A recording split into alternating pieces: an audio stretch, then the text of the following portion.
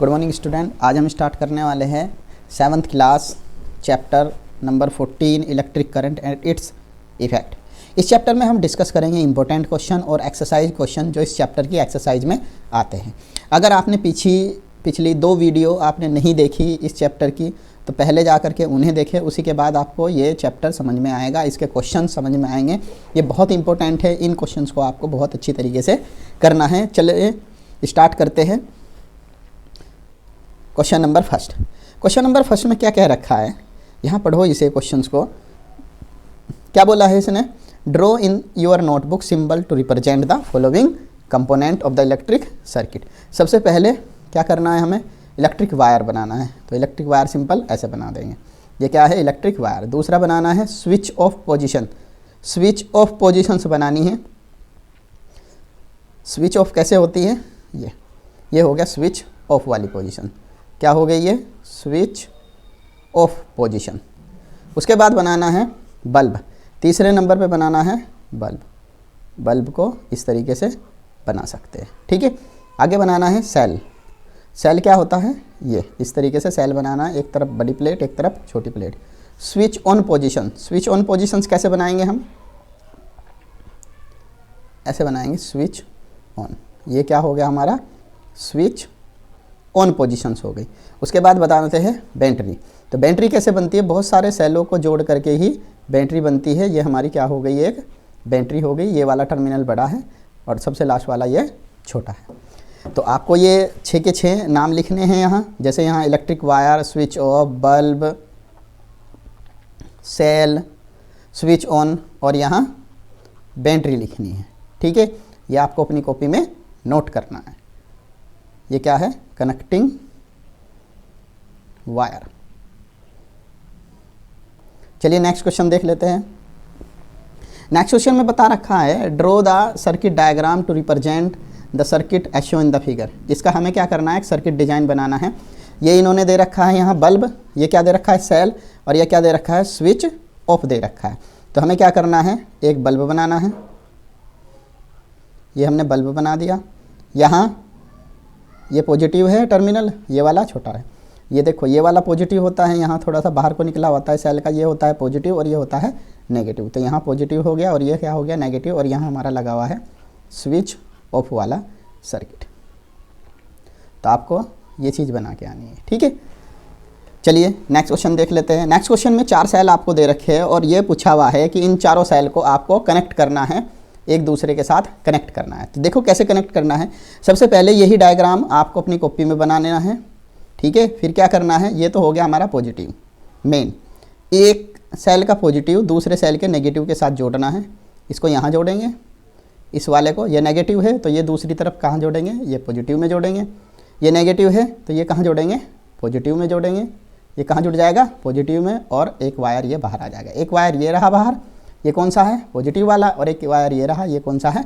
Negative वाला। बस आपको इस तरीके से अपनी कॉपी में डायग्राम बनाना है। अब देखते हैं क्वेश्चन, नेक्स्ट क्वेश्चन पे। नेक्स्ट क्वेश्चन में क्या है? ये क्वेश्चन दे रखा है इन्होंने। इस क्वेश्चन में हमें क्या करना है? एक बल्ब शो कर रखा है, कनेक्शन शो कर रखा है, जिसमें ये बल्ब है, ये स्विच ऑन है, बंद है ना, ये स्विच ऑन है। इन्होंने कहा कि इसमें कुछ गलती हो रखी है तो उस गलती को आपको सही करना है। तो सही बिल्कुल साफ साफ आपको गलती दिख रही होगी। देखो प्लस और प्लस बैटरी के कभी भी ऐड नहीं हो सकते। ये आपने स्विच बना दिया, ये आपने बल्ब बना दिया यहाँ। उसके बाद ये जो सेल है, एक सेल ये रहा, इसका माइनस यहाँ है, प्लस यहाँ है। और दूसरा सेल ये रहा, जिसका आपको इधर माइनस बनाना है और इधर प्लस बनाना। और ये दोनों क्या हो गए? जुड़ गए। तो इस तरीके से इसका राइट सर्किट डायग्राम होगा। बस आपको क्या करना है? यहाँ से माइनस और यहाँ प्लस कर देना है। मतलब इस वाले सेल को आपको क्या करना है? उल्टा कर देना है। उल्टा कर देना है सेल को और आपका बिल्कुल सही सर्किट बन जाएगा। नेक्स्ट क्वेश्चन देखते हैं।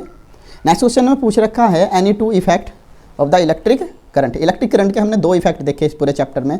सबसे पहला तो हीटिंग इफेक्ट। सबसे पहला होता है हीटिंग इफेक्ट। बस आपको इसमें नाम लिखने हैं। सबसे पहला होता है हीटिंग इफेक्ट और दूसरा होता है मैग्नेटिक इफेक्ट। ये दोनों इफेक्ट आपको अपनी कॉपी में लिख लेने हैं। अगर इनके बारे में आपको ज़्यादा जानकारी चाहिए तो हमने पिछली सेकंड वाली वीडियो में इनके बारे में, दोनों के बारे में विस्तार में बताया हुआ है, ठीक है, आप वहाँ भी जान सकते हैं। नेक्स्ट क्वेश्चन पे चलते हैं। नेक्स्ट क्वेश्चन में क्या क्या रखा है इन्होंने, when the current is switch on, जब करंट स्विच ऑन की जाती है through a wire, the compass needle keep nearly get deflected. Suppose करो हमारे पास एक वायर है ए और बी, और इसमें हमने करंट फ्लो की है, बैटरी लगाई हमने यहाँ, ठीक है, और यहाँ एक करंट फ्लो कर दी है, इसमें क्या जा रही है, करंट चल रही है इस वाले वायर में। तो यहाँ एक हमें कंपास बनानी है और कंपास की निडल को डिफ्लेक्ट होता हुए दिखाना है। ये हमें क्या बनानी है, यहाँ एक कंपास बनानी है, बस कंपास की निडल डिफ्लेक्ट हो जाती है साउथ टू नॉर्थ, इधर की तरफ को डिफ्लेक्ट हो जाती है। ऐसा क्यों होता है, एक साइंटिस्ट एक नोट लिखना है इसमें, ऐसा क्यों होता है, when A current flow through a wire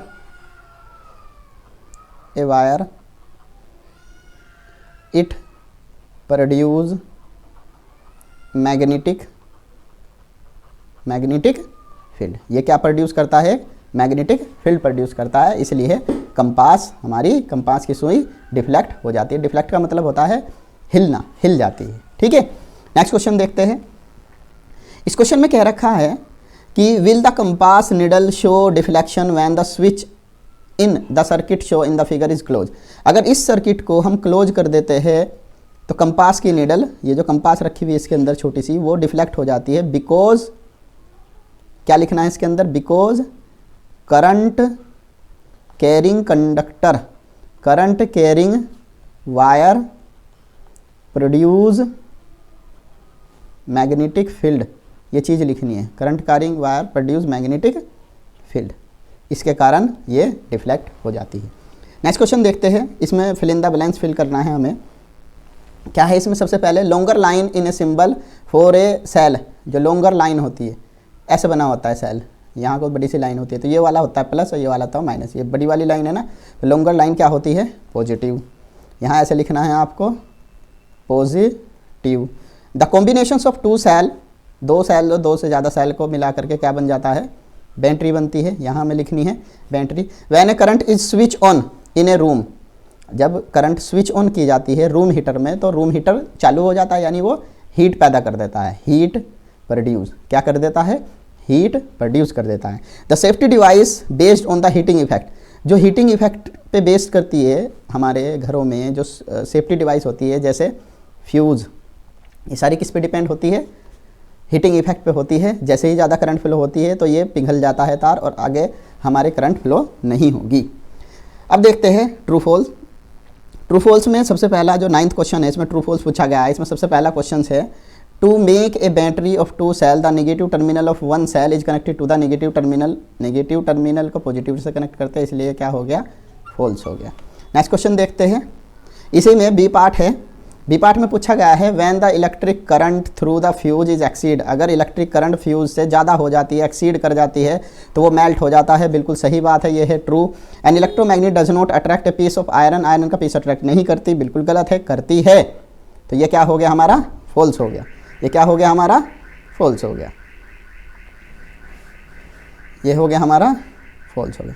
N electric bell has an electromagnet, electric bell electromagnet पर डिपेंड करते हैं, बिल्कुल सही बात है, ये हो गया हमारा ट्रू हो गया। नेक्स्ट क्वेश्चन है,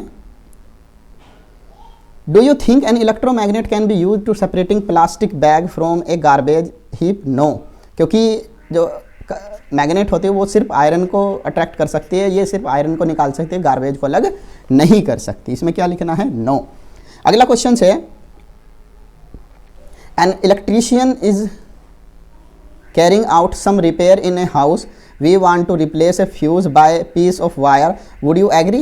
yes, हम एग्री करते हैं, क्योंकि एक पतला सा तार भी हम फ्यूज में इस्तेमाल करते हैं। आपने फ्यूज देखे होंगे बहुत बड़े बड़े, उनमें क्या होता है, पतला सा वायर लगा हुआ होता है, तो वायर से हम रिप्लेस कर सकते हैं, लेकिन ध्यान रहे वायर ज़्यादा मोटा ना हो।